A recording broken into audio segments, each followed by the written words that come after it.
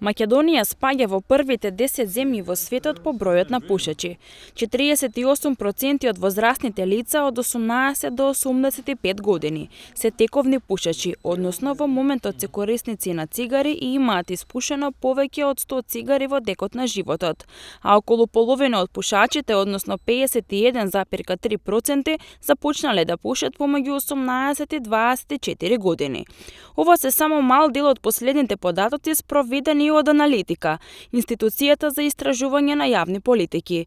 Земајќи ја во предвид ваквата состојба, министерот за здравство Фатмир Меджити најави нови заострувачки мерки во престојната 2024, кои ќе се однесуваат на сите корисници на цигари.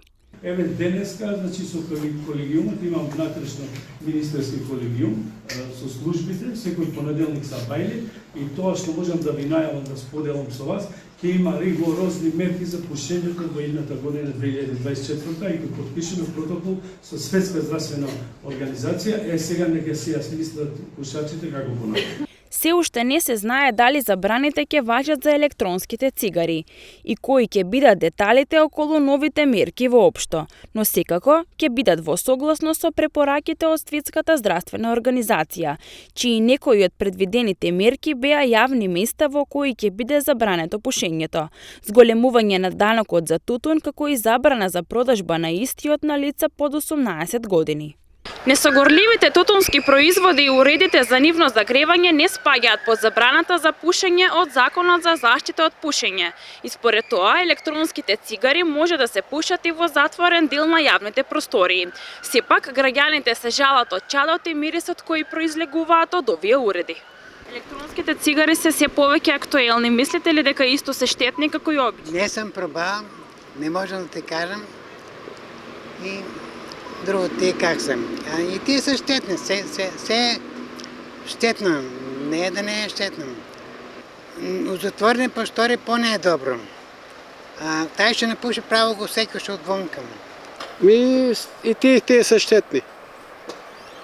И тие се штетни што сад. Што има веза дали се тие, абе како важно цигара, од него ќе гледат децата и ќе пушат цигара. Не треба да има ништо.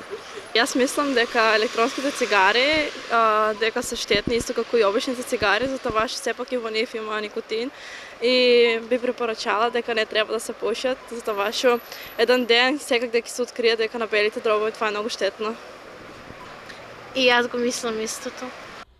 Некои истражувања, негативните ефекти врз здравјето кои ги предизвикуваат цигарите ги споредуваат со актуелната проблематика со загадениот воздух, односно штетните PM2,5 честички, изедначувајќи ја концентрацијата на овие честички во чадот од цигарите, па така, дишајќи го загадениот воздух, секој жител на земјата просечно како да пуши по 3,2 цигари на ден. Во Македонија се регистрирани близу 700.000 пушачи, трошејќи 11 тони цигари на годишно ниво, или 5,5 килограми тутун по глава на жител.